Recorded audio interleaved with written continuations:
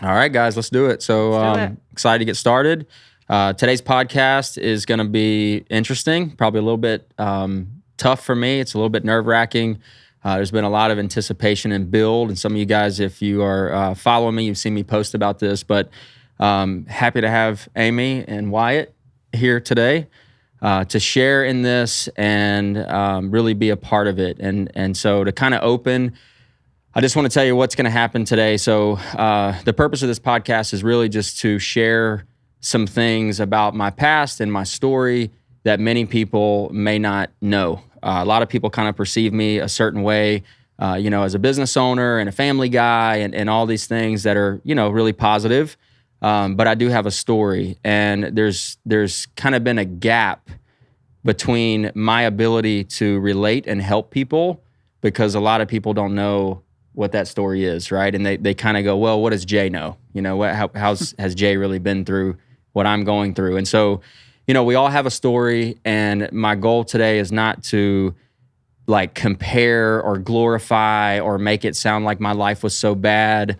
It's all perspective, right? But I do think that I am called, and more every day feel called at a deeper level to share my past experiences and pain, and really to leverage that to help other people overcome their own challenges and live in a more powerful and productive way. And this has been confirmed over and over. So this is kind of the first milestone, or this is me casting the bait out, so to speak, and getting this process started. But Amy said for a long time, Jay, you really need to tell your story. You really need to maybe go speak to kids at high schools or do something to let people know that there is hope, and that if you can make it through some of the things that you've made it through, then other people can too. And that's like, that feels right and it feels good. I just didn't even really know how to do that. And so a couple weeks ago, I went to a mastermind event, and it was a mastermind that was created that was being put on for gym owners. And we did an exercise, and we basically stood in front of the room. It's a big circle, so you can imagine about 30 people in a big room. And every person had to stand up, and they had to give their 10-year future self. So you had to say, hey, you state your name, what age you are in 10 years, and then what you're doing in your life and your business and just whatever that looks like. And if you've ever done that, you sit there and you wait and you think through all these things and you think you know what you're going to say, and then it's your turn and everything just kind of goes blank, right? So I had like all these things I was going to talk about, and then it's my turn to stand up, and I'm like, shoot, what the heck was I even going to say? But what came out was, in 10 years, I have learned how to leverage my past, just what I just said previously, to basically impact others in a positive way. And man, it just resonated with me, and it felt good, and it hit deep, and I didn't really know like where it came from, but it was just confirmation that that's where I needed to go. And so a week or so later, I call Wyatt, and Wyatt's crushing it on TikTok now, so it's awesome. Wyatt and I worked together for a while at my gym, and I've really watched him. He started his own business, and he's blossoming and creating content. And so I knew from that meeting I needed to create content. Right? And I'd already been creating content, and I really didn't love it, and I wasn't excited about it, and it just wasn't doing it for me. But I thought maybe Wyatt, because he's doing well in that area, he can help me out. So you sent me some tips, right? Yeah. I said, hey, I think I've got a couple things that could help you. Yeah, he was watching my reels. And then you were like, you said that morning that you had just written down, like, reach out to Wyatt about TikTok. Yep, exactly. So I remember I texted him. I was like, dude, you're going to think this is crazy, but I literally have it on my list to reach out to you to ask you about TikTok. So Wyatt and I, we really developed a good relationship, and it's one of those things where like I might not see him for 3 or 4 or 5 months or a year, but then I see him again, and we are instantly right back to where we were before. So anyway, I was excited to get Wyatt in. So he came to my office, and we started talking about content, and it started out like, hey, Jay, here's how you can make your little 1-minute reels better. Yeah. Maybe get rid of some of the hashtags. Maybe don't use so many. And it was very strategic, like tactical type of stuff. Mm-hmm. And I was still bored. I was still like, okay, well, that doesn't make me creating content any more exciting. It doesn't make me want to do it anymore. Maybe it'll get more traction, but I'm talking about weight loss. And although that's my business, right? And I know a lot about it, and that's how we've really built an entire business. To me, it's just not like the most important thing. Like it's life-changing for people, but I'm kind of beyond the point of let's talk about weight loss. That information is out there, but there's a barrier that's keeping people from actually doing it and applying that information, right? So I'm kind of like, all right, I'm giving people information, but it's not really being that impactful. I want to go deeper. I want to help people on a deeper level. So we're going through all this tactical stuff, and I tell Wyatt about this exercise that we did at the mastermind. And I was like, dude, I stood up and this stuff started coming out. And he goes, dude, I have chills right now. Mm-hmm. Like, when I think about you, I think about your story. And he said, if you were talking about Austin and Kayla. Yeah, you said, if I ask Austin, when I say your name, what do you think about? He would say, Jay has a crazy, really cool story, right? And so for me, coming from you, and this probably would have been different, Wyatt, if it hadn't come from you. There's just something about you and your discernment, and something that I really respect and appreciate, and I pay attention to. And then, of course, my wife is saying this stuff. I'm feeling this way. And then you confirm that, and all of a sudden I have this new fire for creating content. I'm like, man, so basically it was like, dude, you need to tell your story. Yeah. And you need to use your story to go on multiple platforms and kind of expose yourself. And the idea, and I love this. You said, I've thought about this tons since you said it. You said, dude, look, you're the guy that can help people with weight loss because you've been fat. You can help people that are stuck in addiction because you've been addicted. Yep. You can help people build a business or relate to people in the grind of building a business because you've built multiple at this time and still building actively. You can speak to what it's like to have a family and juggle parenting and a busy life. And what that did for me was it helped me overcome some of the imposter syndrome, right? Like anytime you try to raise your head above the crowd, there's a temptation to feel like you're not good enough. And like, man, do I really, and I said this to you, I'm like, do I really have anything to offer people? Like, what do I really have to offer? I mean, I'm not where I want to be. I'm looking at all these other people and I'm like, man, they're crushing, and I'm just trying to claw and scratch, I feel like, to get where I want to go. But that perspective was super helpful. So I appreciate that. Yeah. So I'm like, all right, we're gonna do this, and this is this is us doing it. So in this podcast, guys, I'm gonna kind of start from the beginning, and I'm not gonna bore you with every single story and detail of my past, but I do think it's really important for you guys to know the old me so that you can understand where my perspectives come from today. So starting out, childhood was pretty rough, right? And I know there's levels to rough, but for me, I felt a lot of abandonment. There was a lot of drugs, alcohol. Those things were the norm for me. Being around chaos was normal for me. So my mom, thankfully, I struggle with doing this podcast because I didn't really want to put my mom out or my dad out or whatever, but I'm happy to say that she's doing amazing today.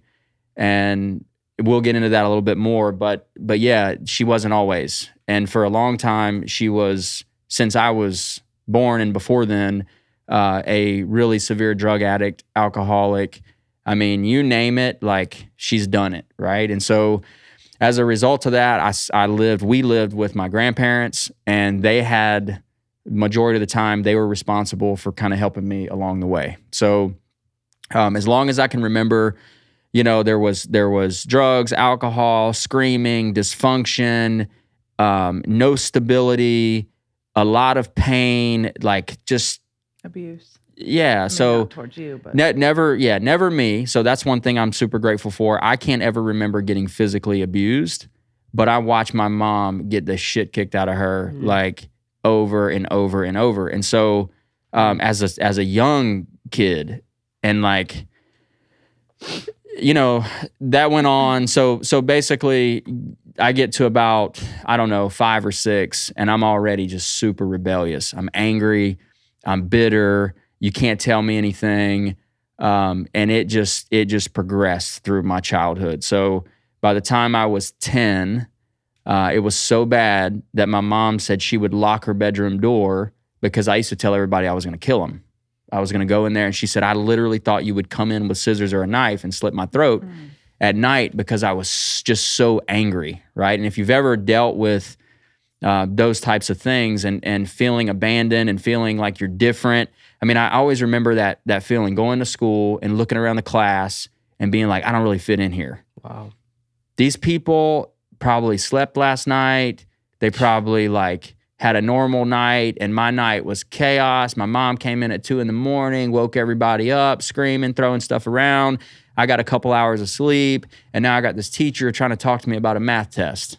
Right? Like, I'm not having it. And I always felt that way. Something about me is different.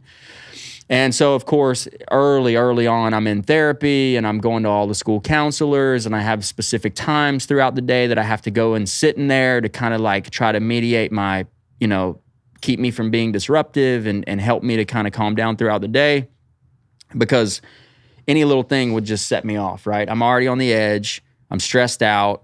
I go to school and like, yeah, they're asking me to do things that I just don't, I'm not trying to do. And so, so this goes on for a long time. And eventually, like, I start experimenting with drugs. So drugs have always been the norm in my environment. It was never like, oh, this is really bad.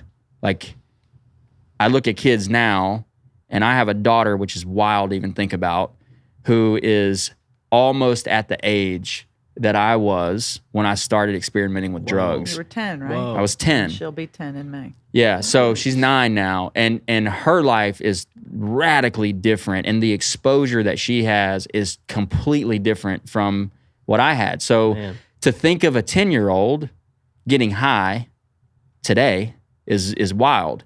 But if the 10-year-old grows up around that, it's not that, I mean, kids are going to pick up whatever you put in front of them, right? And so 4th grade, I smoked weed for the first time. 5th grade, I was smoking weed almost every day. I would finish school. I'd go home with a friend of mine. Great. Yeah, we would walk from school to his house. He lived a couple blocks up the road. He was older than you? Yeah, well, he was, so this dude... I didn't even know what weed was in 5th grade. Yeah, so check it. So quick story, you guys will appreciate this. So I'm in 5th grade, and I'm a hell raiser, man. Like, I'm fighting every day. I'm cussing out my teachers, like, you name it. This dude comes walking in the hall. I'm in trouble, standing at the front in the principal's office. Everybody else is at recess, and this Hispanic dude walks in, and he's sagging his pants, and he's like leaning back, and he's got like this look on his face. I mean, he's gangster, bro. I'm in 5th grade. I'm like, whoa, wait a minute. There's like, this is my guy, right? Like, oh my God. You look rebellious. You look like somebody I can hang out with. So he comes in, and the dude's like 3 years behind. Like, he's been held back and failed over and over and over because he's just like me, but they actually wouldn't let him pass. So he looks like a full-grown adult walking in 5th grade. Oh my God. Dude's got like, a beard. And I'm like, dang, bro. I said, so he's like, hey, man, what are you up to? I said, man, I got in trouble. I got in a fight with this dude. And he's like, you want me to get him? And I said, yeah, get him. This is a true story. What's he look like? I tell him, I said, look, he's walking out right now. They're going to recess. Back out to recess. Yeah, so look, I got called out of recess because I went and jumped on this kid. And then I'm standing in the front at the principal's office while they figure out what they're going to do with me. He goes back out to recess. As he's walking out, my buddy walks in. And I said, that's him. 10 minutes later, they're dragging him back in by the shirt. Dude's got a black eye. He literally walked outside and just punched the kid in the face.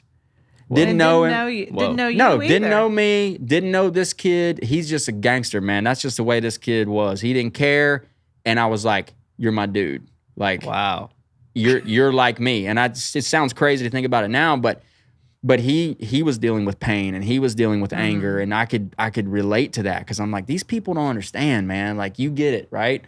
So me and him clicked, and I'd go to his house every day after school, and we'd get high. His whole family smoked and sold weed. And so that's where you would get the weed. Well, that's yeah, and my uncle sold weed, and it was all around me. So, wow. But yeah, I always had access, right? So I went over there, and we would do that. Well, then it wasn't long after that. By 6th grade, I'd done cocaine, LSD, ecstasy. Wow. Pretty much any hard drug that I could get my hands on. By the end of 6th grade, I had done it, and I was already bringing ecstasy to school in 6th grade.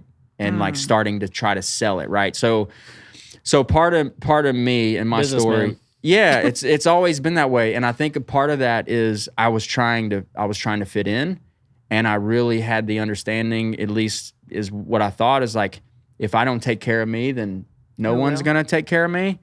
And so I was one of the youngest people. My neighbors who I hung out with were all 10 plus years older than me. So they were all dabbling in this stuff, and I'm just a little small kid, right? So I'm not hanging out with kids my age. I don't get them. They don't get me. So I'm hanging out with older kids who are all into drugs and going down the wrong path. So they call me Lil J, just funny, little, because I was just this little. Which is where Jay comes from. Yeah. So that's how Jay kind of got started. Was these older cats would call me Lil J, and Lil J was always the one that was kind of hanging out and trying to hustle, right? Like trying to sell drugs. And so 6th grade, I'm like, all right, I'm going to start doing this. No one's going to suspect it because I'm younger, and these older guys will probably get caught, but I won't, because I can come to middle school and no one would ever expect that. And so I started doing that, and dude, it was like. It was, I don't know if it was the thrill of it or whatever, but I really leaned in heavy to wanting to be a drug dealer, right? Like I thought that was my way out. So that's how I was going to get ahead. That's how I was going to have the nice shoes. That's how I was going to get accepted by other people and be able to be in a circle. That was my way. And so obviously I started experimenting with all these drugs and figuring out what I could do and what I liked and what I could sell. And this really ramped up heavy through middle school. In middle school, got kicked out constantly, suspended multiple times. For what? Fighting? Fighting, yeah. Mostly fighting. Yeah, and just being disrespectful, not coming to school, cussing out teachers and all that type of stuff. But one particular thing, one time I got kicked out was in Louisiana, they called it no tolerance or zero tolerance rule. And the zero tolerance was against fighting. Oh, yeah. And they said, and this might have been nationwide, I just remember this was a thing at our schools. And they said, if you fight, if you throw a punch, you're getting arrested and you're going to juvenile detention. They rolled that out. They made an announcement. They brought everybody into the the big auditorium, and the principal talked about it. The next morning, Jason, I was like, bet. all right, hold my beer. So there's this dude I've been beefing with, and I told him, I said, hey, today's the day. And we sure did, man. We scrapped it out in the class, out into the hall. So they come to school in front of everybody, put me in handcuffs, but they didn't put them very tight. And so I got, the look you just gave me was like devious. He's still happy about that. But look, so here's the difference though, is this stuff didn't bother me, right? Like I'm like, okay, what's the worst gonna happen? Right. They're gonna take me to juvenile. What's that even like? Right. Compared to what it's like in other places and other stuff I've been around, surely this can't be that bad. So I go to the cop car and they arrest me, and it's time for school to end. So everybody's out waiting on the bus. So it's like a whole big presentation. And I get in the back of the car and I slip the handcuffs off because they don't fit. And I remember holding them like all the kids. Jason. All the kids are on there waiting for their bus. And I'm going, look at this. And the cop sees it in the rearview mirror. And Put you're your in junior handcuffs high, on. Yeah, like I was seventh I was grade or in 8th grade. I think I was in 6th grade. Oh my gosh. Yeah, I think I was in 6th grade. And so, of course, that gives you perspective. And it's not, I mean, it's funny now, but looking back, it's like, man, no one would have bet on me, right? I was the kid that everyone said, that guy is going to be in prison or dead in the very near future. And they were right. Like, if some things didn't radically change in my life, that was the path. And so by the time I got in 9th grade, it had kind of switched from me being a wanting to be a drug dealer to more of I'm a drug dealer, but I can't stop using my own supply, right? So now I'm high all the time, and I'm getting into meth. Yeah. Mostly, well, towards the end, it was meth, but leading up, it was kind of coke and ecstasy, and then went through this period where we were bringing in acid, like putting it on sweet tarts, and so we had, to put it in perspective, the guy I was getting it from, one drop of LSD was selling for $10.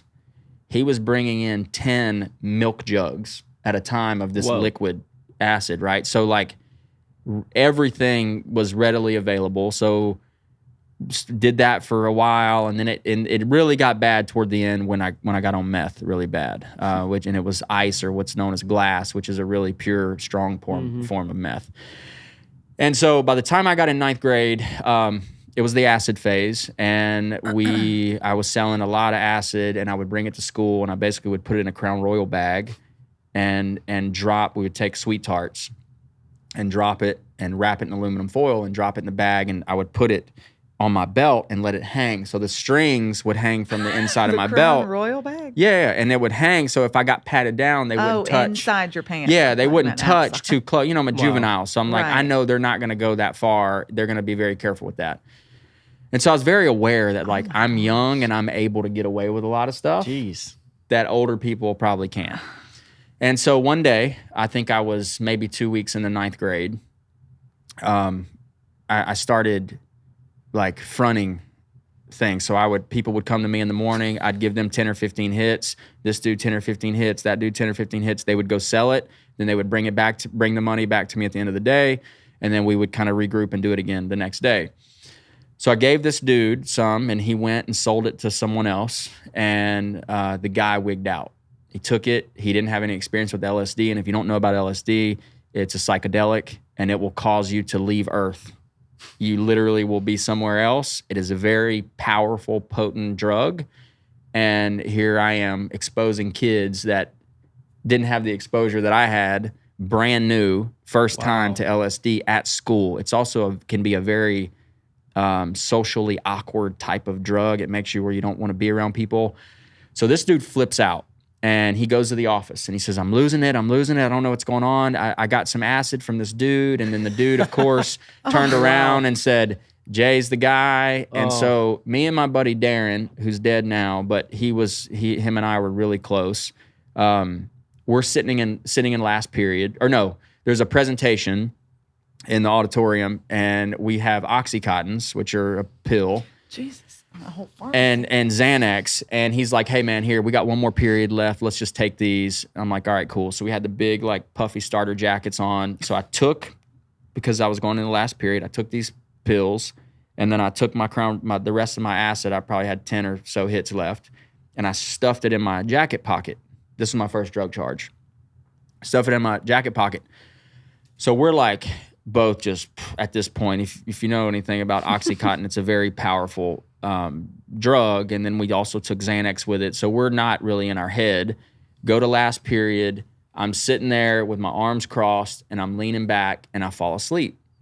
And all of a sudden, I get tapped on, hey, come with me. And it's 2 police officers and the principal of the school.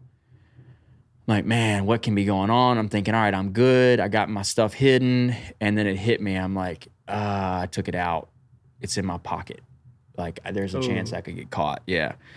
And so I try to get around the corner really fast to throw it. They follow me. Couldn't get rid of it. Go into the principal's office. Cops are there. Hey, we heard this and that. I'm like, man, that dude's lying. He don't like me. He's just trying to, I wouldn't do that. They pat me down. Nothing. Pat me down again. Nothing. So at this point, I'm getting cocky. I'm like, see, man, y'all wasting my time. I could be in class learning right now. I told the guy. Yeah, You're intruding. You care about education. Right. You're intruding on my education, bro. This, Gosh, that's great. So I'm kind of laughing and having fun with it because I think I'm out of it. And the guy goes, let me pat him down one more time. And he pats it down. And he feels a little bit right there and opens it up and pulls out the Crown Royal bag. And he goes, what's this? And I said, I don't know. Open it up. Check it out. And he opens it up and it's Sweet Tarts. Well, cops back then, I'm sure they know a lot more, but he didn't really know what it was. Yeah. And I said, why don't you try one? And see, it's just a Sweet Tart. Just try one.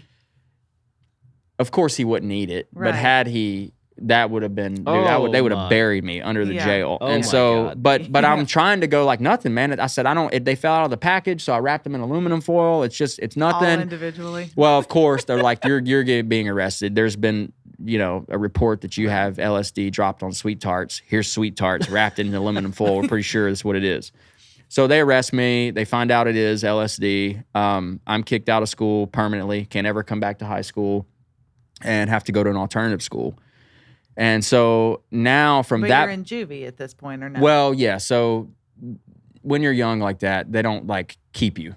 They bring you into juvenile. They have someone come and pick you up, and then you got to go to court. So I went to court for that, and man, they hammered me. Like, I got drug court, which basically means I had to go to meetings multiple times a week at this facility, like with a counselor, probation officers were there. I did drug screens every single week. It was intense. And that went on for a long time, and I kept failing drug tests. Like, I would go in. That was my next question. Yeah, I'd keep failing the drug test. Like, it just went downhill fast. And so finally, I got to the point where I'm like, all right, I got to figure out how to continue to live this lifestyle and also be this guy for drug court and try to get out of this. What's holding me up, the snag, is drug screens. So I'm not getting caught after curfew. I'm not, like, all that stuff I got. Because I had like 4 probation officers, and they would just check in randomly and make sure I was home and this type of stuff. So I bought a strap-on penis that had a pack behind it of urine. So I would have someone else pee for me because my pee's dirty, right? I got every drug you can imagine in Oh, it. that was a thing. Oh, yeah. So then you wear it right here so it's against your stomach and it's warm, because it has to be a certain temperature to pass the test. And it has a little bitty switch at the top of it. And you flip it, and it's got a nozzle, and it comes out. So, because they stand right there and watch you. Right? Yeah, like they're standing right there watching you. This is very creative. Now, as a juvenile, though, they can't look direct. Like, they have to kind of stand here. Oh, okay. So, like, they can't stand right there and look directly at your privates, right? Because, again... And I knew that, hey, I can probably get away with some things that other. So I'm thinking, even if they see it, they won't, they probably will think it's. Now, it was way too big. I will say that. I was like a little, like, man, if only, but it got the job done, right? So, so that worked for a while. These guys are probably like, dang. Yeah, eventually, I don't know. Yeah, like, dang, man, Jay's packing. Like, no. So that's a whole nother podcast. But, right. But so finally, Tutorial. people got wind of it. So I'm trying to help out, and I'm like telling some of my guys in drug court, I'm like, hey, look, this is how I've been getting away with this. Well, something happens, and they go rat on me, and they basically sit me down. They're like, hey, we know, we saw it. We've already had someone tell you it is what it is. We need to drug screen you now. And I didn't have it. It was like they basically just showed up. So, of course, I pee, and it's got every drug known to man in it, and boom, they arrest me. And so this goes on. There's just a period of every weekend or every other weekend, I'm coming back in. Man.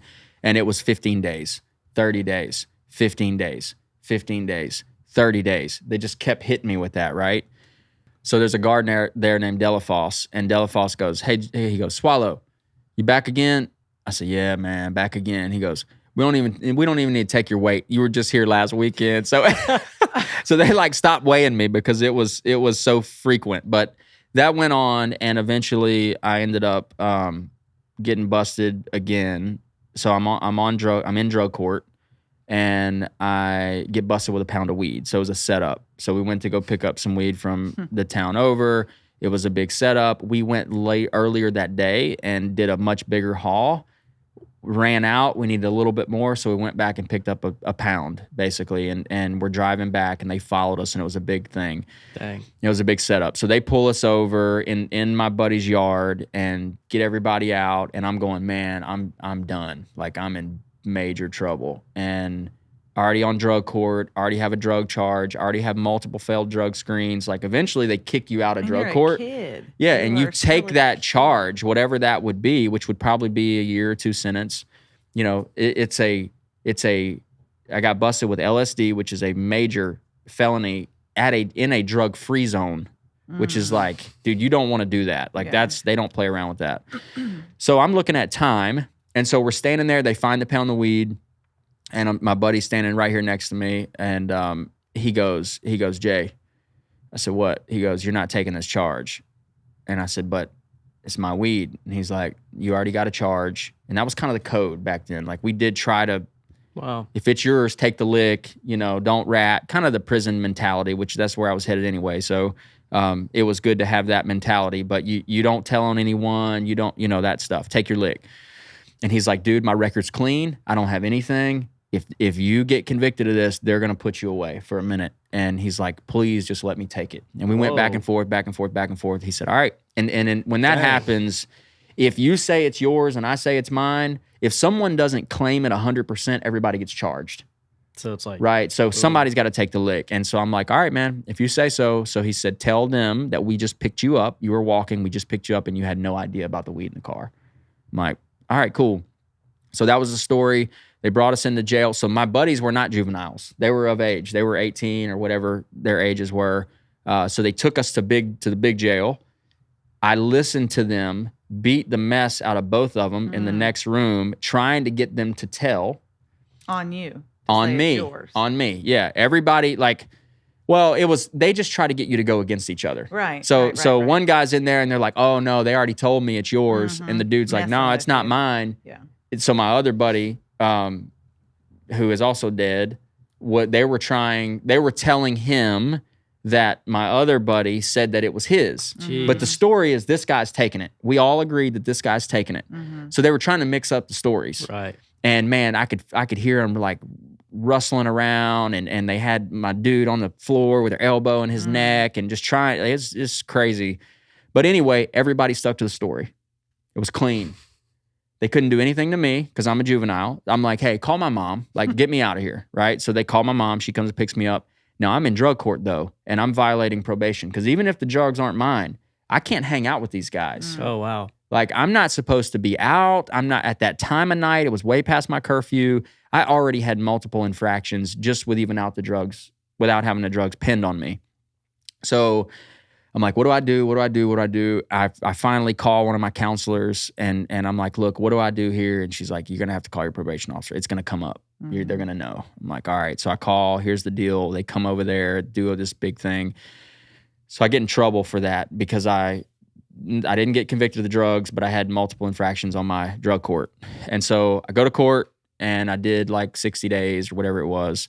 They let me out again. They're like, you got one more shot. You break curfew, you fail a drug test, anything, you're out. Well, I am on house arrest after this. And back then they didn't do bands, like leg bands for ankle bands for juveniles. And I don't know if they do now, but they didn't then. But I just had those 4 probation officers always constant. They would drive by my house. They would call and ask to talk to me to see if I was there. Well, long story short, I just left. And there's a big fair that goes on in our town that everybody goes to. And I was still selling coke at that time. And I went there and sold out. And tons of people still wanted it. And so I hooked up with this girl who I knew. She was actually a neighbor.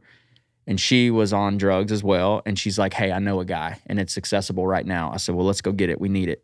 So we go to the hood where I had no business. As soon as we pulled up, I'm like, man, this is sketch. You just know, like, you're in the wrong part of the neighborhood. And she goes in and she takes forever. And long story short, cop pulls up as she's walking out. She's got a handful of coke. Oh, man. They bust her and she pins it on me. It's his. He told me to come get this. Dang. It's all his fault. And I was like, it's hers. So then we both take the charge, right? We both get convicted for that. So here I am on house arrest. 3rd drug charge. I'm going away. You're not even, 16? I'm 16 at this point. Yep.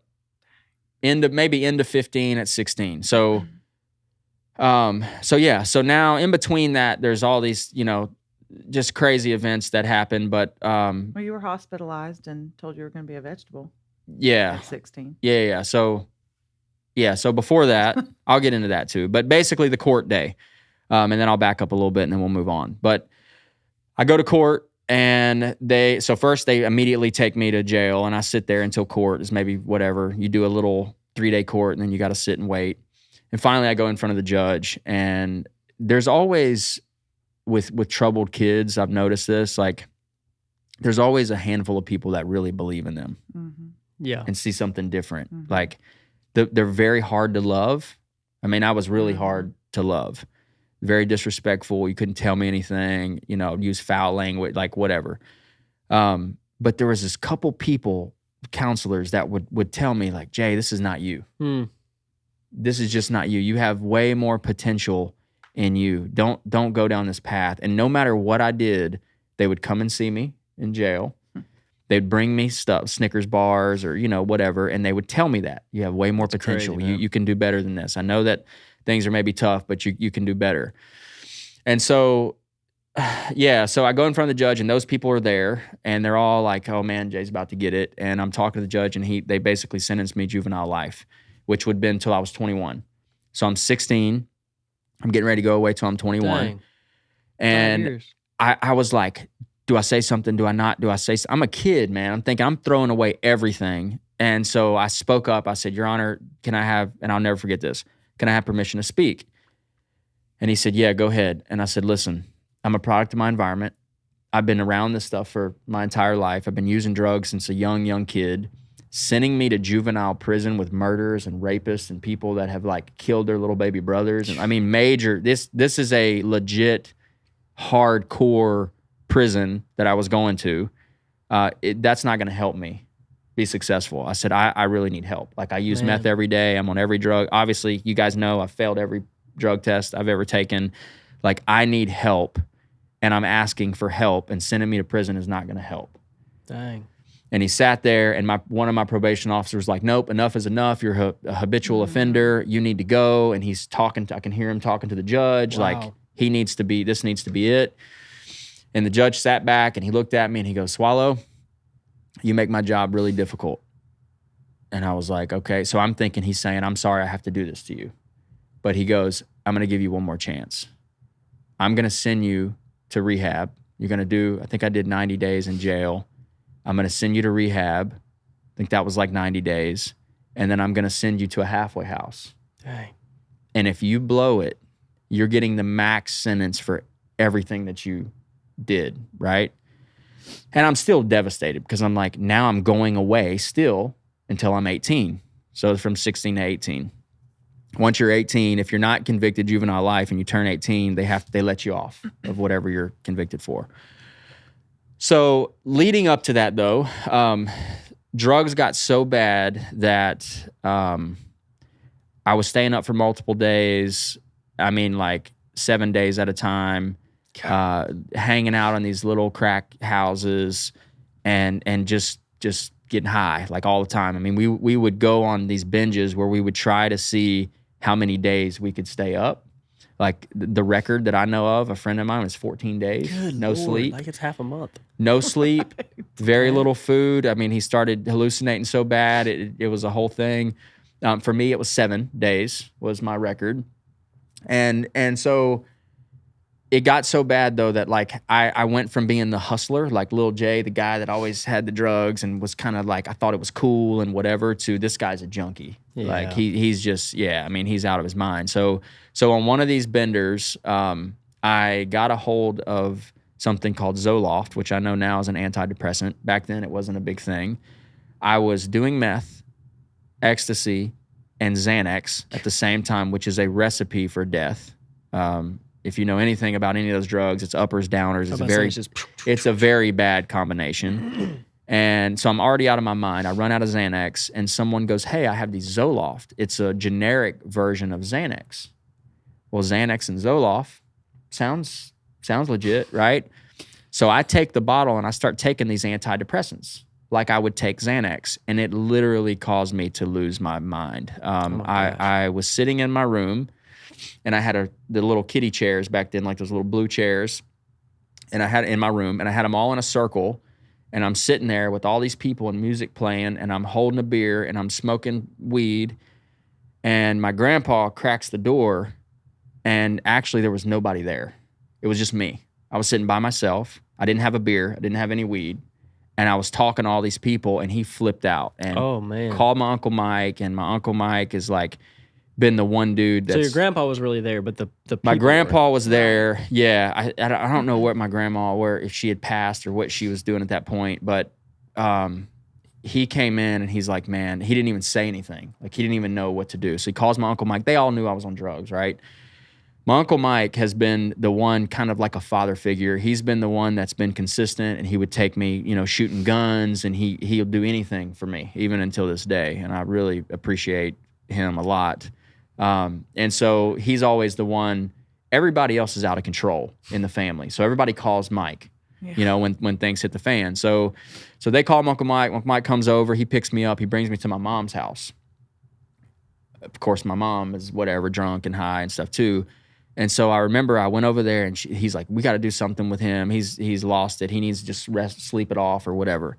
So I lay in my room, and I watch these little small people like this with pointed hats in a laundry basket, kind of run around my room, and like I'm getting scared. Like all this stuff to me was very real. I still remember very vividly what it looked like.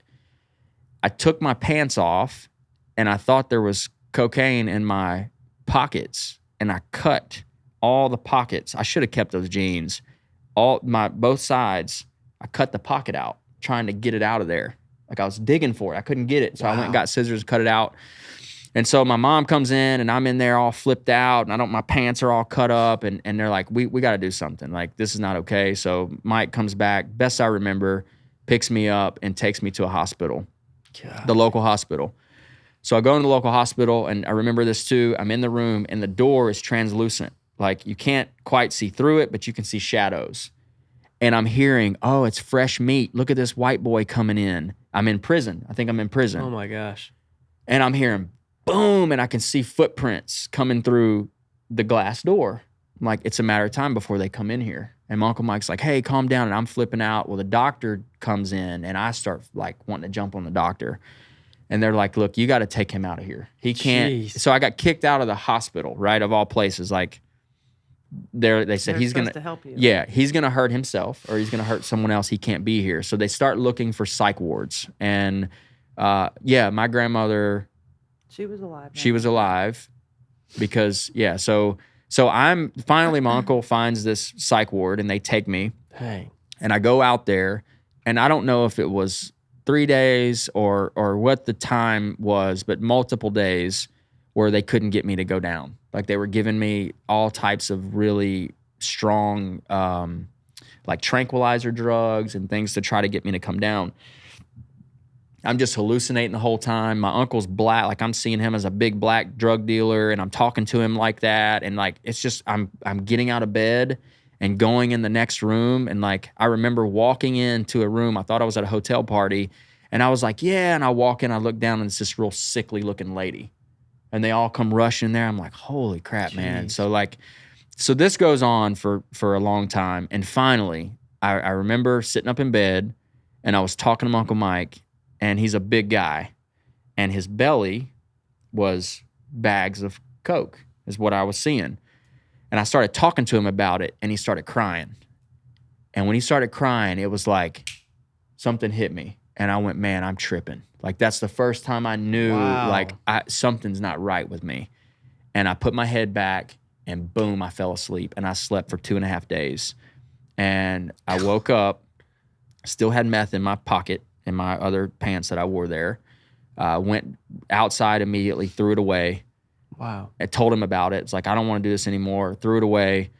And during that time, my grandmother had a major stroke. She was on her deathbed. My grandfather was having his leg amputated from diabetes, and I'm getting out of a mental institution.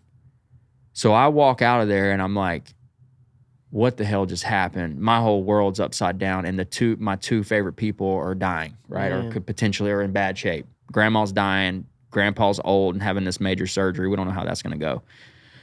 So they rushed me to the hospital. It's already too late. I don't get to tell her anything. She's laying there, mouth open, it's over. And so now I've got all this guilt and stuff going on, and my grandpa is going through this thing, and he gets out. And I went home, and after all of this, and my neighbor, who I hung out with and did all these drugs with, comes over, and he's like, Lil J, ready to get high? And I'm like, yeah. Mm-hmm. Like, I don't want to anymore, but I literally can't feel this. Mm-hmm. And so there I went again. And then eventually a guy escaped from prison in Georgia. A guy that I was fronting drugs to, his brother, escaped from Georgia. He was a meth cook. And we hooked up with him and started cooking meth. And the very first batch that we were supposed to have was done on the day that I got arrested for the last time in drug court. So I was in drug court, or not in drug court, but at school. I was at school. They came in, gave me a random drug test. Earlier, right? Yeah, well, they came and gave me a random drug test. I failed it, and then that was it, basically. They took me in, and I was gone after that. So looking back, all those people right now are either dead, in prison, or still living like that. Mm-hmm. There's a handful of them that have kind of gotten out and bettered themselves. In fact, the dude that took the charge for me is doing really well, which is cool. Yeah. So he kind of got out of that lifestyle. So anyway, fast forward, I go through this halfway house. I'm really in a place where I don't want to do this anymore. And I'm getting letters from different people. And how they found me, I have no idea. But it's, hey, Lil J, can't wait till you get back. I got this thing going on. I got this new plug. Like, everything was set up for me to come right back, to get back in that lifestyle, right? But I didn't want to. And I'm really fighting, and I'm meeting with counselors, and I really want to do better. And kind of funny story. So while I'm in there, again, I got to tread lightly. I can't get in any trouble. A dude steals my face wash. Well, in a place like that, and everybody knew he stole my face wash. And I'm like, hey, anybody see my face wash? And dude's like, you know who's got it. This dude had already been to juvenile prison, got out, came to this halfway house. So I'm like, all right. So I go in his closet, in his locker. I find it. I said, look, guys, I got to do something about this, right? But this could potentially put me in a lot of trouble. And everybody said, no, we got you, Jay. Like, you go handle your business. We'll say he swung on whatever. We'll cover you. So I go into the day room, and I got this mouthwash or this face wash behind my back. And I said, hey, man, you see my face wash? And he goes, no, man, I don't know what you're talking about. And I threw it at him. And when he went to catch it, I punched him. And he jumps up, and he starts screaming and yelling, and here come all the techs and whatever. That incident right there would have put me away till I was 21. That was it. And I'm going, I'm gone. Everybody vouched for me that I approached him about it. He got up and swung on me, and I was just defending myself. So it's like, when you look back at fate and was God, that's been one of my biggest lessons about all this, is God is real, and he's gracious, and he's good, and he wants what's best for me in spite of me. And so I get out of that by the skin of my teeth, and I'm getting ready to go back to Louisiana, or South Louisiana. I was in the facility in North Louisiana, and I meet a guy while I was in there. Shout out to Joe Carpenter. Hopefully he listens to this. Joe was also a recovering addict, and it was the NA program, and really kind of similar story to mine, but cleaned his life up and moved to North Louisiana. He was coming into our facility to talk to us about living a better life, right? Like, there's hope. And him and I clicked, and he started taking me to NA meetings, and we became good friends. And he's like, Jay, you can't go back home, man. Like, you have to stay here, and I would like to invite you to move in with me, and I'll help you get a job, and I'll help you get on your feet. And so I went home my 18th birthday. I got out. I went home for my birthday for like a day or two, turned right back around, moved back to Shreveport, and I lived with Joe for a while. I got a job at IHOP, bought my first car. Then I started working at Copeland's New Orleans style restaurant, started to kind of get some cash and figure things out. And dude, when I say I'm rough around the edges, like, I don't know how to cope, man. I mean, I'm emotional, and I'm all over the place, and I want to fight people at work every other day, and I'm living still mentally. Like, you didn't really have a real childhood. Like, no, so you know what I'm saying? I never developed those skills. Like, my emotions ran me and dictated what I did, and so looking back now, I know I saw I can see the trends, but then it was like, I just react to however I feel. Yeah. I didn't know there was another way. Like, you had a choice. And the way I felt was angry and abandoned, and like people were out to get me and trying to take advantage of me. And I was always looking over my shoulder, and I don't trust you, and you're probably trying to do something shady. And like, that was my whole mindset. So, and it didn't take anything. One little push, and I'm set off. You know, I'm ready to fight and whatever. So I'm trying to maintain a job like this, and there's multiple incidents where I'm getting all fired up and whatever. And of course, I'm living with a bunch of people who are just like that. They're all recovering addicts and they're all over the place. So I go through that period, clean my life up, start working for a construction company. All these things are great, and I'm really moving in a much better way. One time, this was kind of a near-death experience in my addiction, was where I'm into ecstasy and selling ecstasy, and I'm going to Houston to get it, and we're having a hotel party after, and everybody's already waiting on me. So I get it, I bring it back. I've got this big bag of pills. We're doing a hotel party. I'm in there. We're passing everything out. And one of my buddies goes, hey, man, there's a really skeptical group of people in the next hotel room. So now I know, I didn't know then, but basically what happened is we went and bought the pills in Texas. They set us up. They followed us back. They were going to rob us, take the drugs and the money, and then go back to Texas. Oh, wow. So they basically had a hotel room right next to us. They So knew where we were Jeez. partying. They got a hotel room next to us. We went and bought the drugs from some people. They sent people to the hotel and to watch us. So we're in there, and I'm already aware of these people, and I got cash, and I got a pistol, and I got all these pills, and I'm trying to count, and this person's coming, and they need 10, and this person needs 5. I'm trying to divvy all this up, and this dude just busts in the hotel room. Apparently, someone didn't lock the door. The dude from the next room. Whoa. And he's like, hey, man, what's up? What's up? And I'm like, whoa, whoa, whoa. And I'm like trying to hide stuff. And he sees me with this big gallon-sized bag of pills. And so I'm like, hey, man, you got to get out of here, and I run him out, and I pull everybody together, and I'm like, hey, something's not right with this. So my buddy, a couple years earlier, got doused with LSD in a rave club and went on the back of his neck, because we were all into this stuff. And he went to a rave club, and somebody went behind him and squirted a bunch on the back of his neck, and he lost his mind. You can be in a very bad spot with too much LSD. And he went crazy, and his heart stopped 3 times in the ambulance, and he's never been right since then, right? He's dealing with bipolar, and I don't know if it caused it or if it made it, kind of come to surface or what happened. But the dude's never been the same, and he's on a bunch of different medications trying to figure all that out. Anyway, he developed this really weird sense of like, when something's not right, he knows it, like this intuition. And it's the most odd thing. But we're in this party, and he's trying to tell his other brother, who is the only dude who I say is willing to ever get as high as me and go as hard as me. He's trying, and that's his brother. He's trying to get his brother out of this hotel room because he feels like something bad's about to happen. And his brother's like out of his head, high. He's not even coherent, really. And so I tell my other buddy, Sean, who looks a lot like me. Dark hair, dark features, short, very, very similar build to me. I said, Sean, I'm not take dude out and for a ride. Try to calm him down. He's either got to go home or he's got to calm down. He's making me nervous. Like, just take him out. My buddy's like, all right, I got you. So they go out to my buddy's car, who's freaking out, and they walk out and shut the door, and I go back to whatever, and all of a sudden I hear this beating on the door. I'm like, oh my God, the cops are here.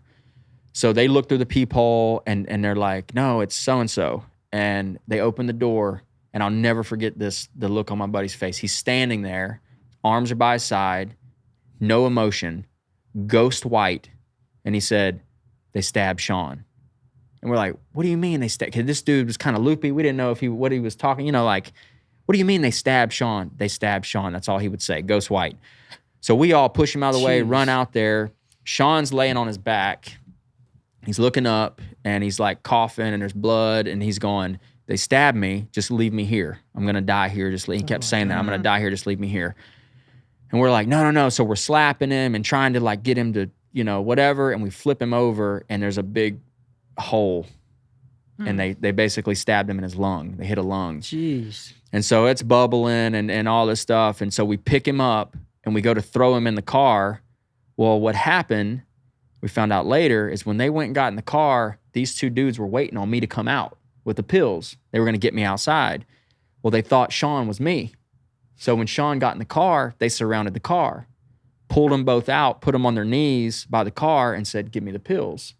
And they're like telling Sean, give me the pills. He's like, dude, I don't have the pills. Give me the pills. I don't have any pills. And they shank him in the back. Thinking. thinking it was me. So then they take the keys. The other dude takes the keys from my buddy that was driving and throws them over the fence. So we don't know this. So we load up this dude that's been stabbed, trying to get into the hospital, and we have no keys. Can't get him anywhere. So we get another car. We load him up. We take him over there. I went and stashed everything. The cops come. They do this big report. Again, I'm a juvenile. It's 3 or 4 o'clock in the morning. They bring me home. So guns pulled on us, like all types of stories like that. So we had it planned. 2 days later, we found out that this person, from what we heard, was staying in a house in Sulphur where I lived. And so we had plans to do a drive-by on that house 2 days later. And luckily, the dude never came back. Like, we never found his car. But, dude, there were so many times that I really could have just been in a really bad spot, like near-death experiences or really on the verge of doing something really stupid. Mm-hmm. And so, I won't go into the other stuff. But anyway, just imagine several years of that type of stuff. And so life is much better. And I have this desire to grow, and I want to leave my past behind, and I feel like I'm so far behind after all those years of mess. And I get involved with the Amway business, and I start on this path of personal development, and I meet some people, and I start getting around people that are thinking differently. And it was a really good season of growth for me. And totally opposite of how I was before. And this went on for some time. And then I was introduced to Adderall. And so multiple years clean, not drinking, not doing any types of drugs. I think I'm on the other side of this is the point. We were living here in Lexington. Yeah. Yeah. So we moved to Lexington for a job opportunity that later brought me to Batesburg. But anyway, life is really looking better. There's no drugs involved and all this type of stuff. Well, I've always struggled with focus and just being able to pay attention to one thing. And I think now, knowing what I know, a lot of that is just trauma and not dealing with a lot of past emotions. And I'm kind of all over the place because I'm always trying to feel better and feel different, right? Like whether it be drugs or coffee or any other thing that could give me that could give me a dopamine rush or some form of relief from myself was things that I was trying to engage in. And so I'm struggling to focus, and we're broke, and I'm trying to work myself out of that. And I'm working at I think at this time at Anytime Fitness, right? Yeah, in Batesburg. And I think Adam Levine or somebody comes onto a commercial, and he's talking about focus and how medication has helped him. And you and I had a conversation about this, and you said, yeah, maybe you should, because I mentioned it, maybe I should try to look at medication. I'm having a hard time. You're like, yeah, maybe you should consider it. And I knew what Adderall would do to me. I was using it as a younger kid, Ritalin. We were snorting Ritalin in middle school. Same type of drug, right? It's a stimulant. It's the same thing. I am an uppers guy. I don't care anything about weed. I don't care anything about downers, pills. I did all that, but my go-to is going to be speed. It's something that's going to get me going, make me feel productive, keep me up and keep me moving. And so I'd built this case in my head on why I needed to try medication. Wow. And I knew subconsciously what was going to happen. You're going to get on this. You're going to feel amazing. You're going to abuse it. Of course, she had no idea. We go to a Christian psychiatrist. In a church. Yeah. He puts me through all the stuff, the tests that you have to take, and I pass it with flying colors. He's like, dude, you're the most ADD, ADHD, whatever. You win. Yeah, right. you win. And so I'm like, okay, cool, medication. So he gives me Adderall 10s, which is a low dose. I go to the Riverwalk in Columbia. I take one, feel like $1 million. Go back the next day, I tell him it don't work. This is how fast this progressed. So I go from not using drugs, wanting to grow, wanting to be better, engaged in personal development, all this type of stuff, to, okay, I've got to max out this high as fast as possible. He gave me 20s, went back the next day, starting to feel a little bit, just not strong enough. He gave me the max dose, which was 30 milligram instant release Adderalls per day. That's the biggest legal dose that they can give you. Wow. And I went on a binge and I abused that stuff for probably, I don't know, how long you think? Too freaking long. A year and a half? Yeah. I mean, Jace was itty bitty. Yeah. So this was after Jace was Oh, born. yeah. Yeah, so We Jace moved is... to Batesburg when Jace was 3 months old. Okay. It started when we lived in Lexington, and we brought Jace home to our apartment in Lexington. Yeah. Mm. And a lot of this too was, and I can remember having these thoughts, like I need something that's going to help me speed up and get ahead because I'm so far behind. I've always struggled with that. I wasted, like, where normal people were going to school and going to high school and going to dances and playing sports and doing all the normal things. I didn't experience any of that. Like I never got to do any of that. And so people were talking about going into college and I'm like, I just don't even know. I'm so far behind. Yeah. I skipped all that. So I was always looking for an edge. I was always, so I'd read all these books, and then Adderall came along and I'm like, this is it. This is going to help me expedite, my progress. And man, I would stay up for days. It was no different than my meth days. Wow. Like I would stay up for 2 or 3 days at a time. I'd be reading books on the internet, trying to figure out some side hustle to do.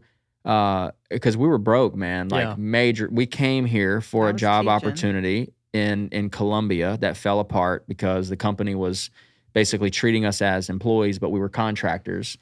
They got audited by, this is a huge company, audited by the IRS for not paying payroll tax, turned upside down. Basically, everybody went to employee status overnight and the pay was cut drastically. So it just wasn't going to work. Yeah.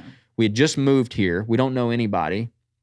So I start like going to sell print ads and doing door to door. And I'm involved in all these like scammy shipping packed like things to try to make money. No, I'm doing anything I can find to try to make money. And we're sinking fast. And finally, I get a job at Anytime Fitness. At that point, it's too late. That whole thing was bumpy, and we just couldn't hold on, and we ended up going bankrupt.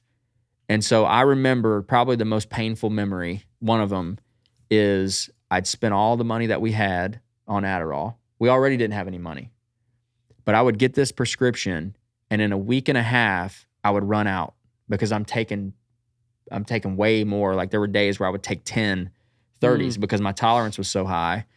And we're busted broke, and I'm taking the last $200 that we have to buy another script on the street from somebody to try to get me to not go through the withdrawals, right? Because when you stop, it's the worst hell that you can ever experience. I mean, you just sleep and you hurt, and it's terrible.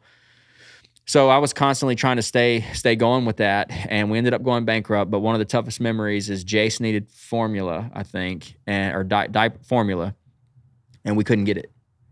And I'm scraping under my car, this little old Taurus, under the seat, trying to gather up just enough change to go get formula. And then the next step is, am I going to have to steal this?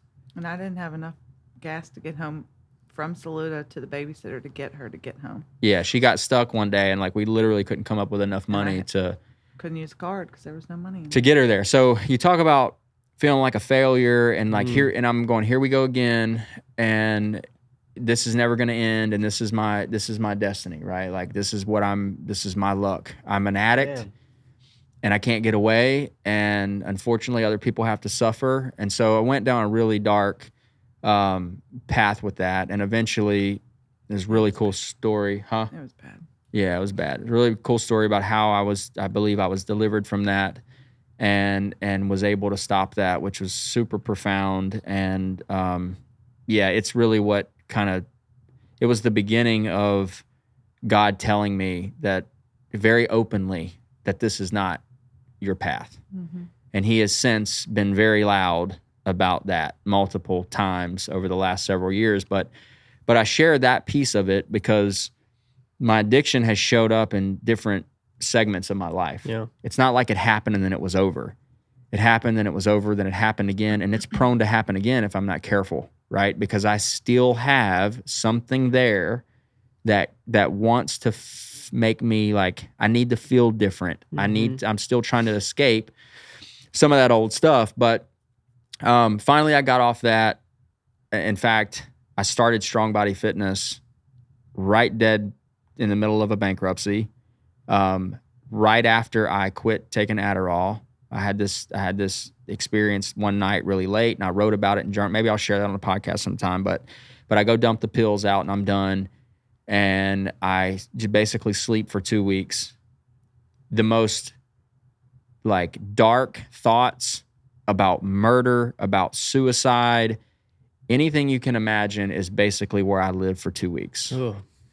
And if you believe in God and you believe in the other side, I really believe like I was just getting hammered by Satan and like hearing things. And if you just kill yourself or if you just like all these things, and I'm trying to like hold on, lasted for 2 solid weeks. And finally I'm able to get off the couch, and me and Amy are pretty much, she's done with me and I'm done with her. And I just want to get in a car and drive away and never come back. But I don't have any gas money. So I'm like stuck. And I feel guilty because I know my family is in a bad spot and I can't do anything to fix it. And I'm sitting at the table one night, finally after I got off the couch, and I'm on my laptop and I'm looking up ways to make money on the internet. And I really feel like the Lord said, Jay, you're supposed to start a fitness business. And I'm going, okay, but like, how am I going to start a fitness business? I don't have any money. I don't have anything. And I've never heard him more clear than I did at this point, but he was very directional. And what I heard was, take the next step, have the next conversation. Take the next step, have the next conversation. And so I'm like, okay, I had experience running a fitness facility. I really saw a need for group training. And the next day I posted on Facebook, hey, I'm going to be going to the park in Leesville and doing a workout. For those of you guys that want to join me, I'll put you through a free workout. And I think 4 or 5 ladies showed up. 2 of them are still with me now. And we went through the first workout.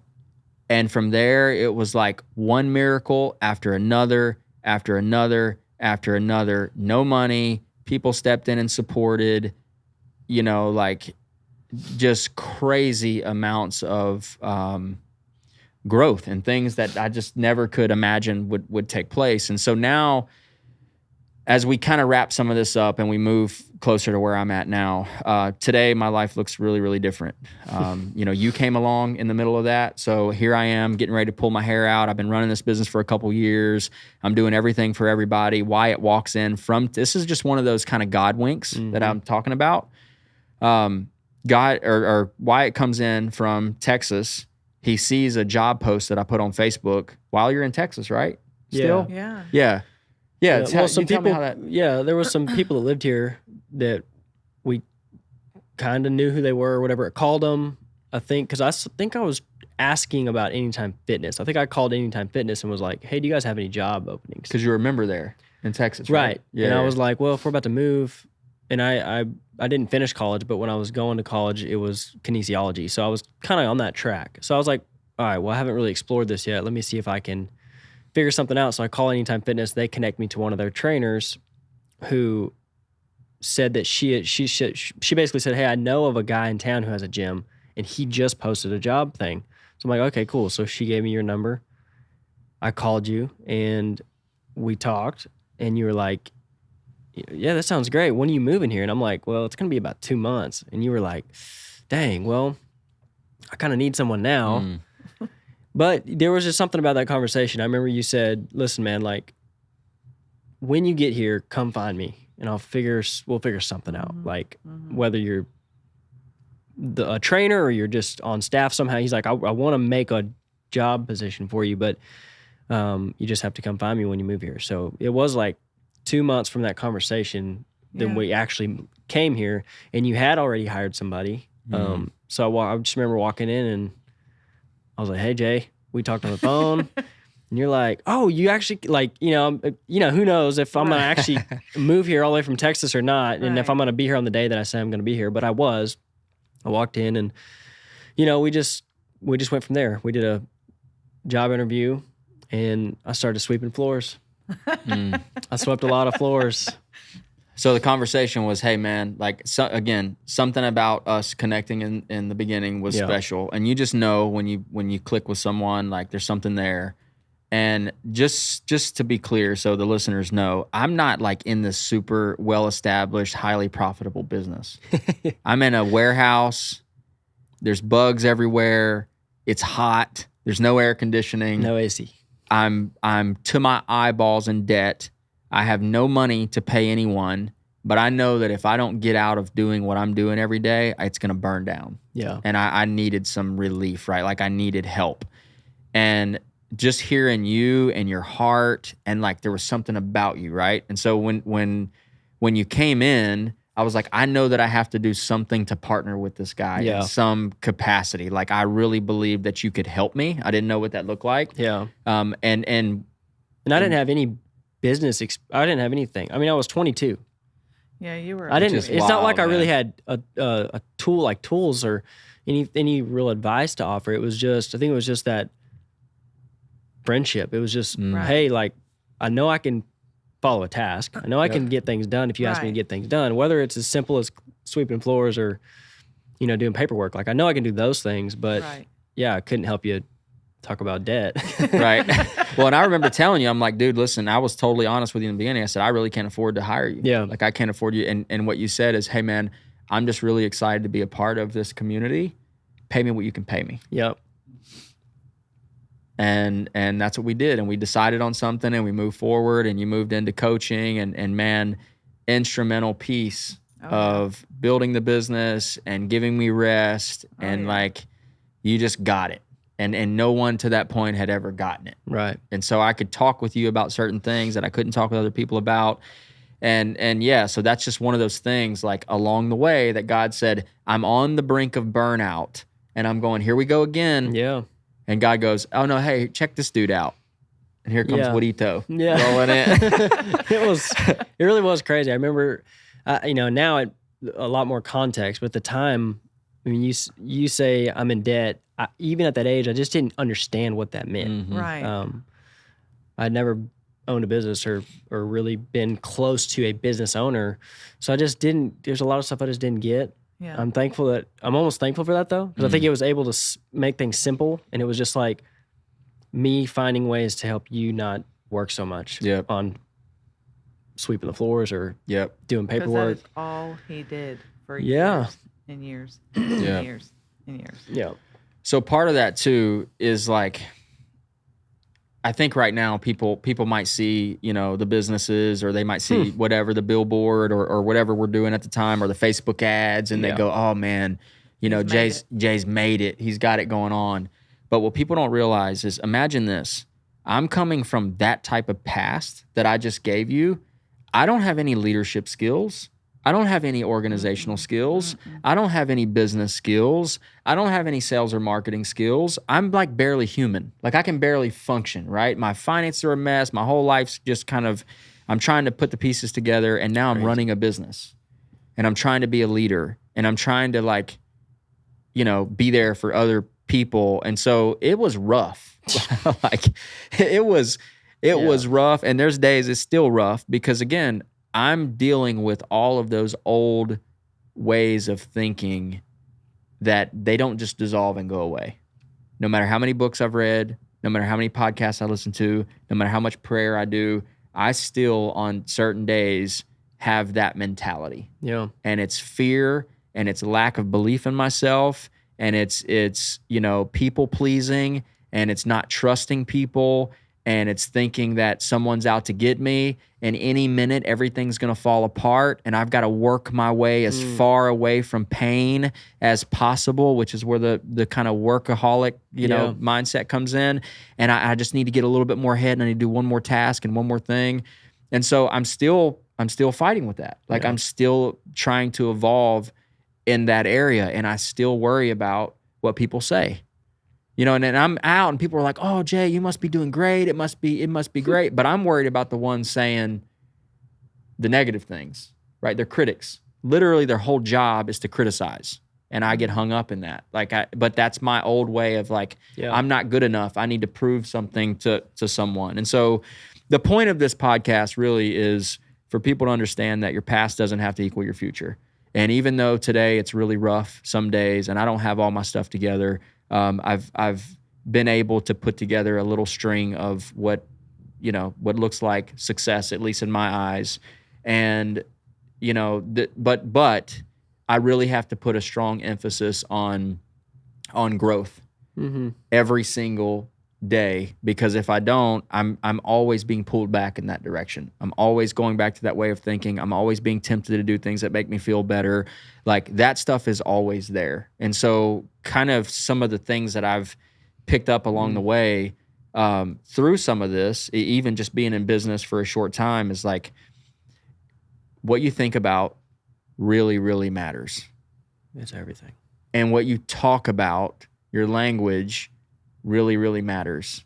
And if you walk around thinking, like I have a tendency to do sometime, about all the negative things that could happen and kind of living in that circle of, or cycle of fear, you really get stuck, right? And like it's harboring all those old feelings of resentment and fear and anger.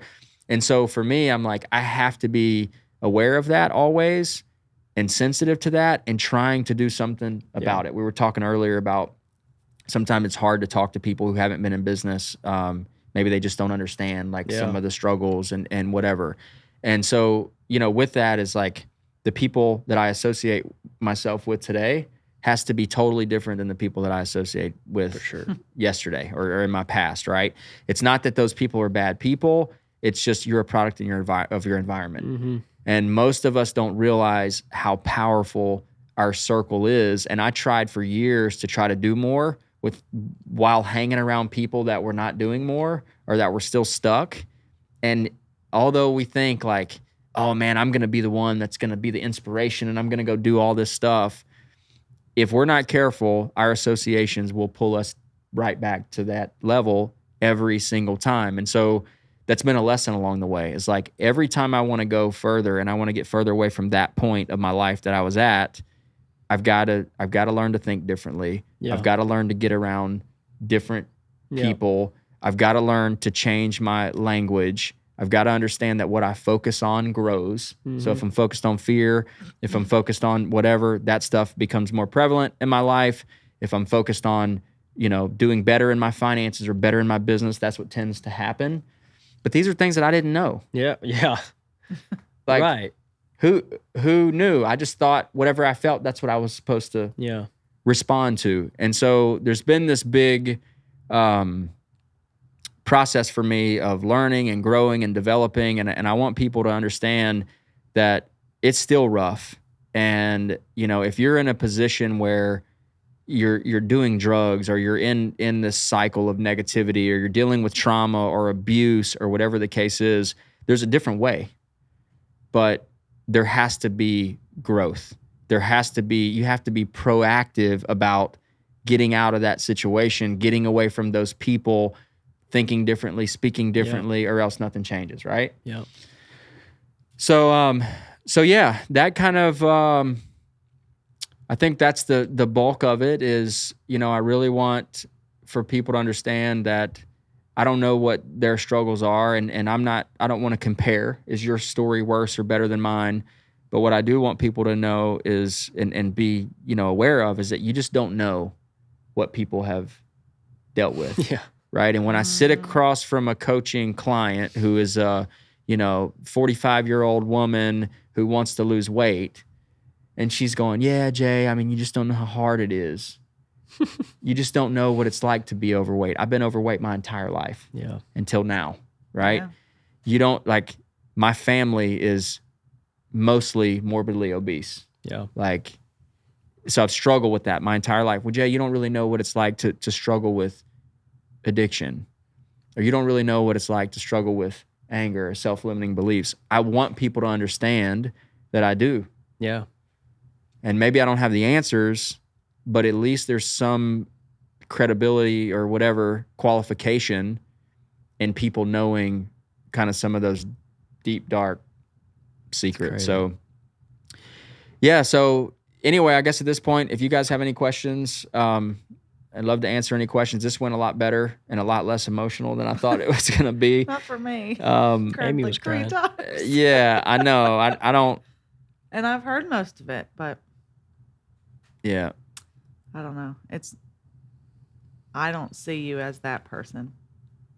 And so that's hard for me to hear.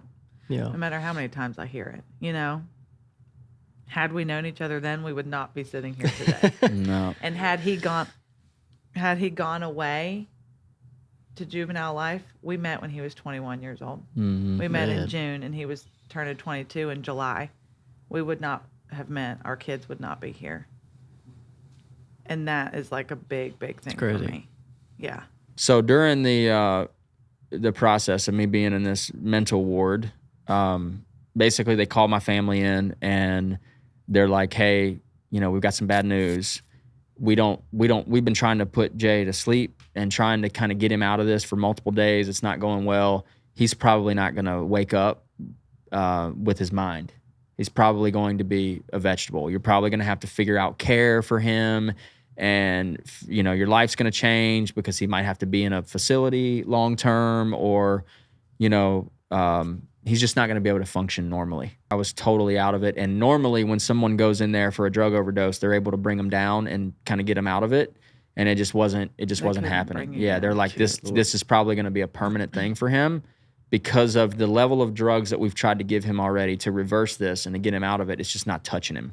So this could potentially be a permanent situation, and you guys just need to prepare yourself for that. When he finally does go to sleep, we don't know how he's going to wake up, if he's going to have his mind or not.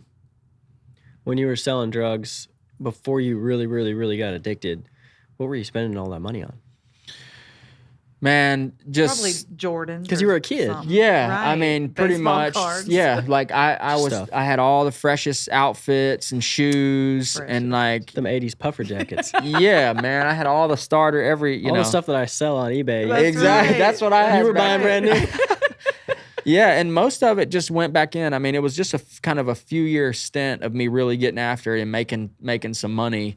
But like I would pay people. So obviously I was too young to drive. Yeah. But I would pay people to rent their cars. And so I had, again, all my friends were older. They were driving. They were all on drugs that I was supplying in most cases. And so I would tell them, hey man, look, I'll give you $100. Let me take your car.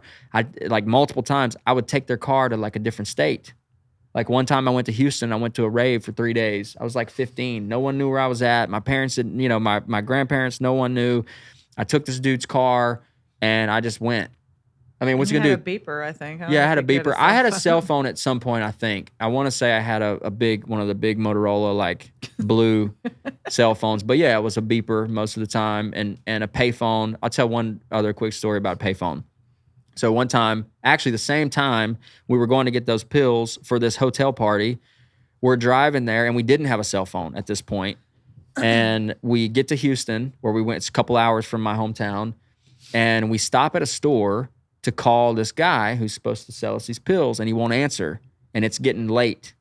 And we're parked there, and I always carried this yellow backpack with me, a JanSport bright yellow backpack. Oh my gosh, I had a yellow JanSport. That's awesome. And it was always filled with stuff that was illegal, right? Weed, scales, pistol, whatever kind of other drugs you can imagine, little paraphernalia baggies for meth or whatever. Not like notebooks and pens. No, never notebook. But see, I carried that because I knew that people would go, oh, he's a kid, he's a student, he has a backpack. No one's ever going to look in there. And so that thing, it was like a joke. People would say, oh, Jay's got his backpack. Like it went everywhere with me. Well, of course, we have my backpack and we're at this payphone and the dude's not answering. And I see a cop turn at the light. I'm like, oh man, he's come here. Now I'm a juvenile. I'm past curfew. I got a pocket full of cash, a bag full of drugs, and we're there to buy drugs. And as he turned the corner, I ran in the truck, grabbed the yellow backpack, and there's like some shrubs around where the payphone was. And I shoved that backpack in the shrubs. And as I turned around, I'm pulling my hand out of there. And the cop comes up, asks us a bunch of questions. What are you boys doing here? They search the truck. They don't find anything. Because before we left, we're like, we're gonna make sure that everything that we have is in this backpack. Mm-hmm. And if I need to run with it, I can run with the backpack, but we're not gonna have anything else in here. So clean the truck really good. They didn't find anything.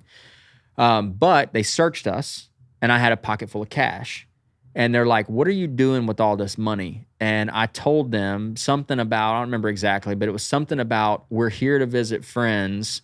And my mom, I don't have a bank account. So my mom gave me this cash because I'm going to be staying for like a week. And I needed to pay for whatever. And apparently they bought it, and they're like, listen, we know you're up to no good.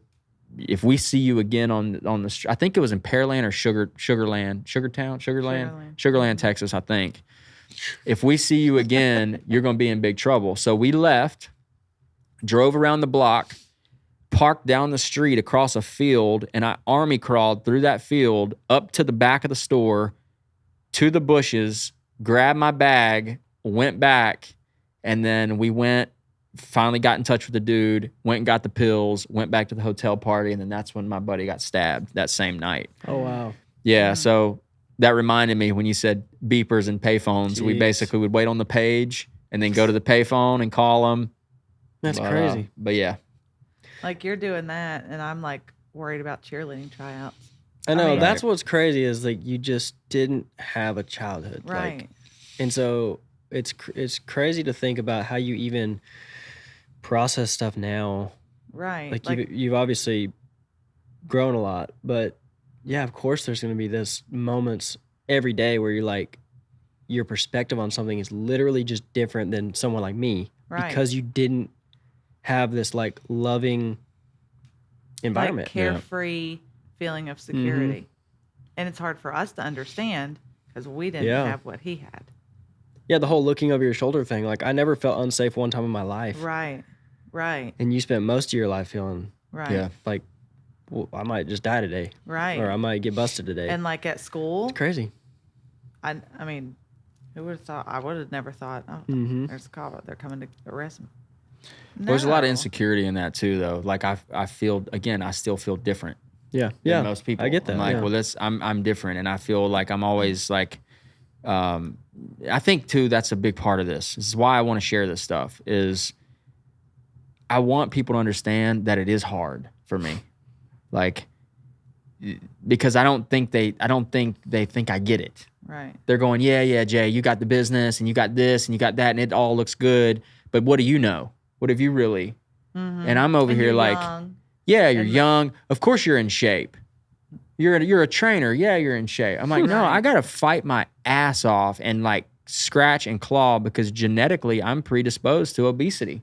Yeah. So like, it doesn't come easy. I think all the same thoughts and some, probably more so than some people that haven't been exposed to some of these things. I'm constantly fighting self-doubt. I'm constantly fighting, regret and fear of failure and like all these things because of the trauma. Yeah. And I don't know how you really work past that. Like, I did want to say this too. About my mom. So she very similar path to me, just went at that rate for much longer and has been on the brink of death more times than I can count. And I've watched her overdose time and time and called the ambulance as a child on her too many times to count. Today, she's got multiple years clean. She went to a rehab facility and she's awesome. Really done amazing. She's living in Florida. She's got a job. She's saving money. I mean, just beautiful, that's awesome. Amazing story. And she is like one of the best people that I've, it's like Jekyll and Hyde with her. She's like one of the best people you'll ever meet and has the best sense of humor and just loves to cut up and play and have fun. A lot like I am when you guys, how you know me when I'm playful. But then when she drinks or uses drugs, she's an animal. I mean, just totally unhappy and cries and screams and whatever. So to see her now, like I feel like sharing this stuff now is the time because it's a victory. Yeah. If my mom was still in that same situation, it would be very hard to tell some of these stories. But she's doing great, and I want to be clear too. Like your circumstances or how you deal with your circumstances is a choice. So there's a story that I like to tell people about two twin brothers.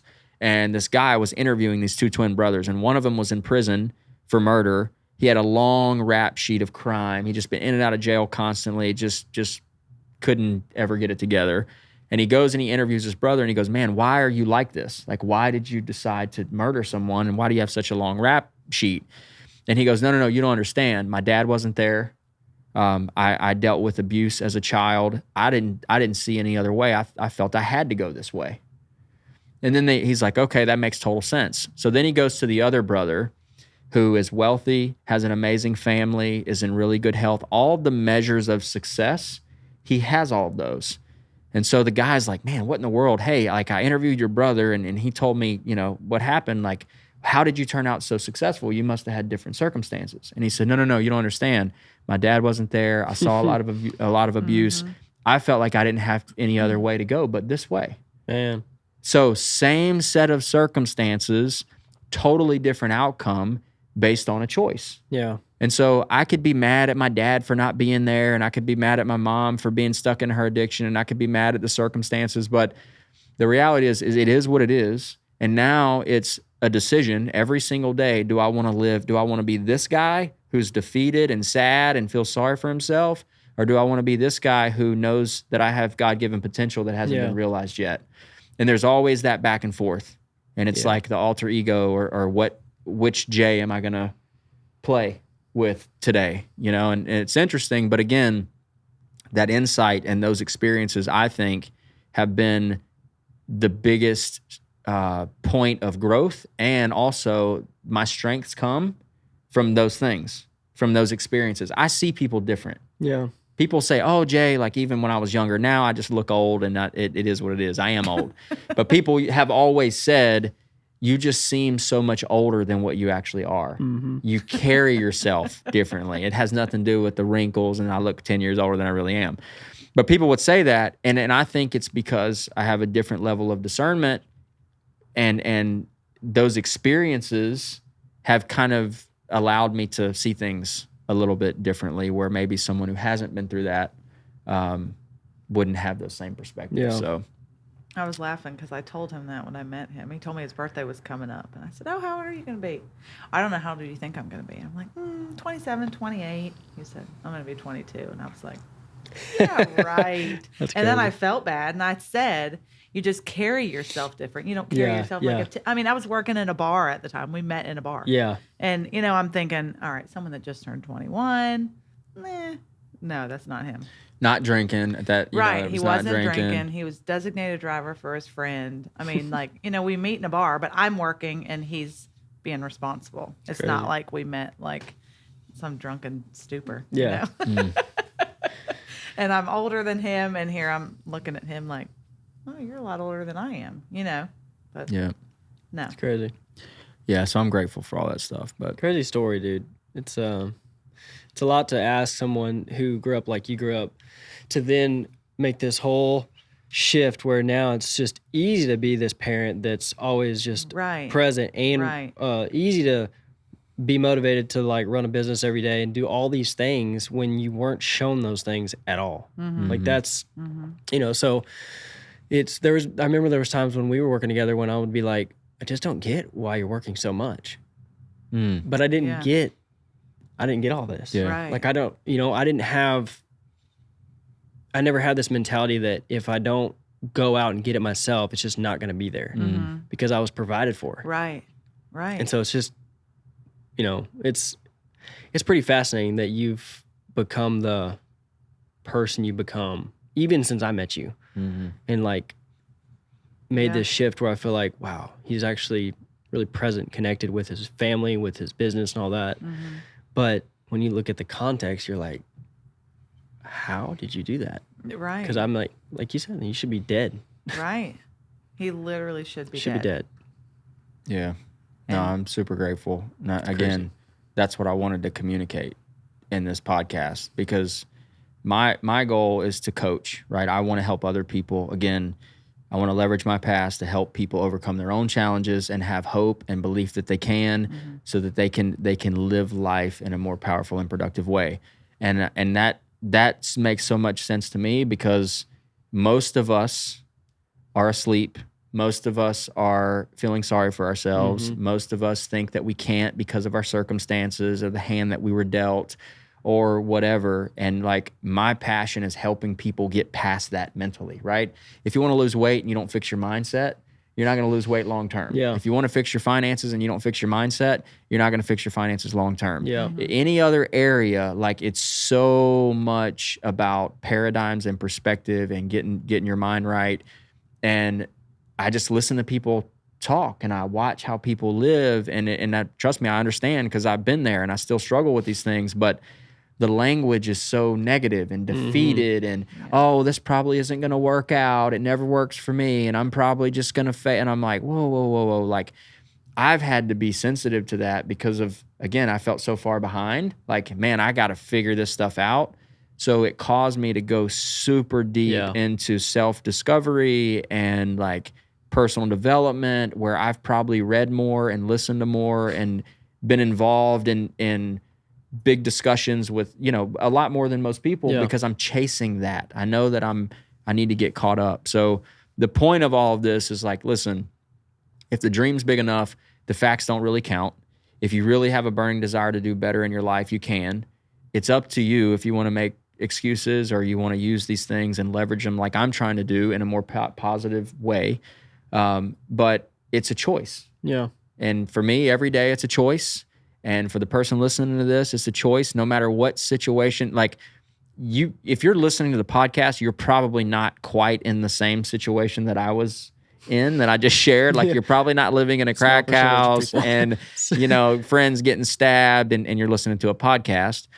But hey, you never know. Maybe these days, I don't know. Acid. But yeah. But even if things are rough and you kind of are hopeless and you don't feel like, hopefully you can draw some inspiration from this. There's a lot of things that can happen in a short amount of time if you decide to do the work.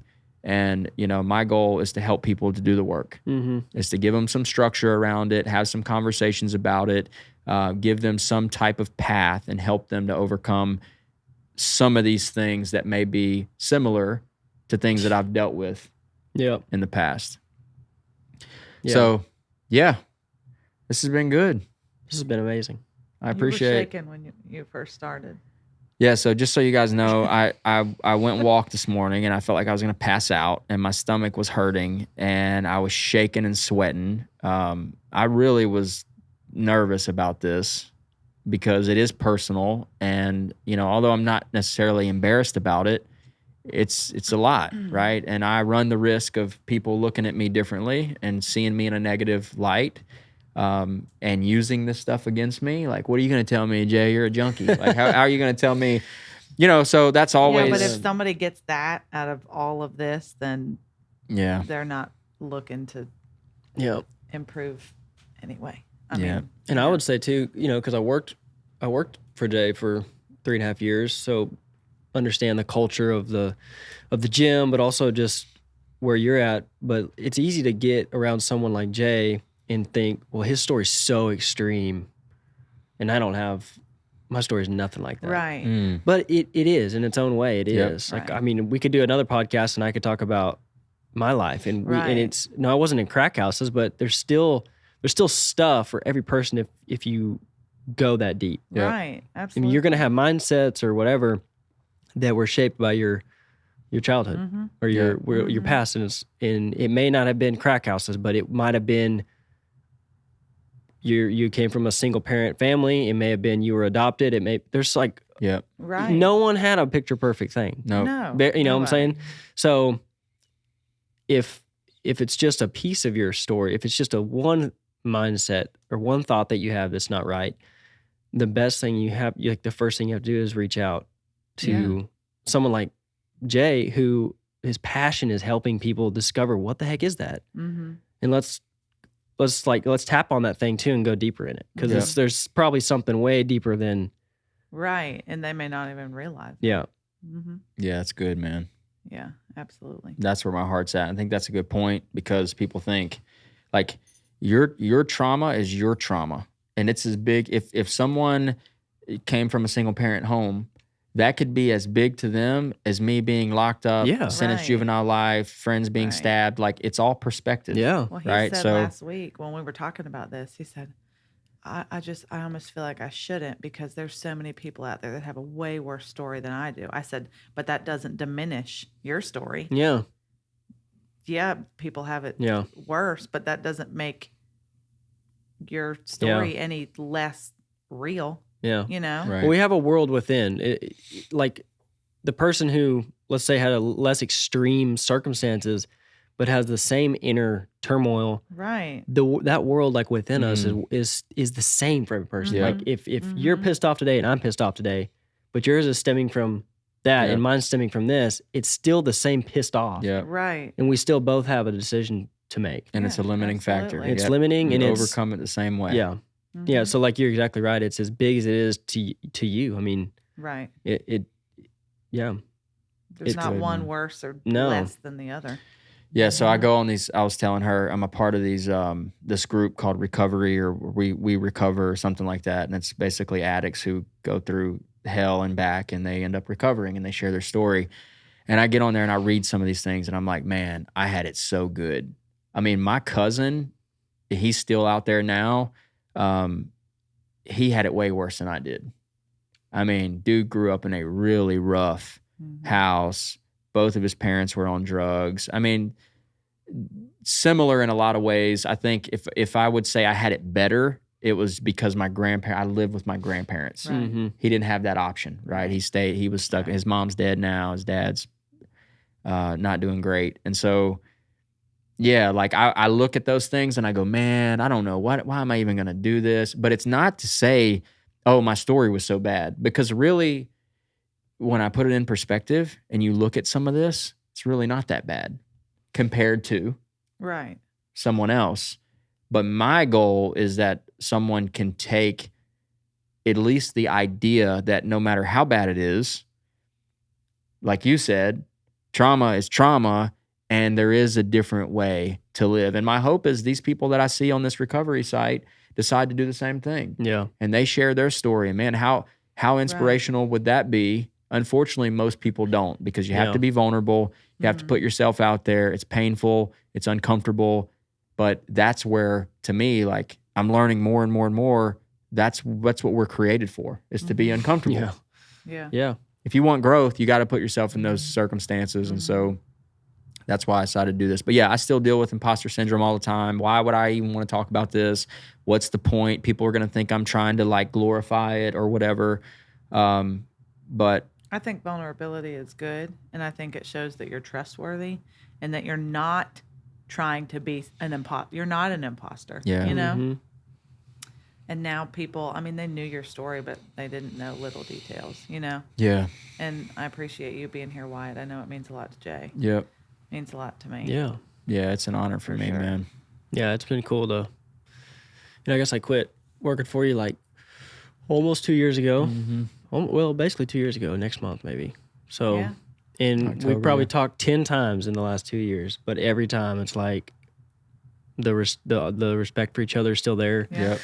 And there's nothing but that, because I'm like, wow, like I don't know how this guy has made it this far. Right. Like it's the story about you, the story that you told about when Jace was little and the formula story. Like, that touches me on a whole, And I think a lot of people think that like a lot of his things were a long time ago, before we ever when I met. started working for you, You know? you were not that far out from No. us. No. I don't think I realized that right away, but I remember you kind of dropped that on me one day. We used to go to the coffee shop in Lexington and work, and I wasn't far out of Adderall. Yep. Yeah. And Yeah. I remember you telling me like, yeah, man, I've only been off Adderall for like however many months, bought maybe a our year. house. And I was Yeah, like, not wow. long. We bought our house. Jace had just turned 5. So we bought our house in 17. Yeah. And I was pregnant with Brooks, and we didn't know it. Yeah. And he had not touched Adderall. Has not since then. Yeah. Yeah, I was pretty fresh though. Yeah. And when you and I met. Yeah.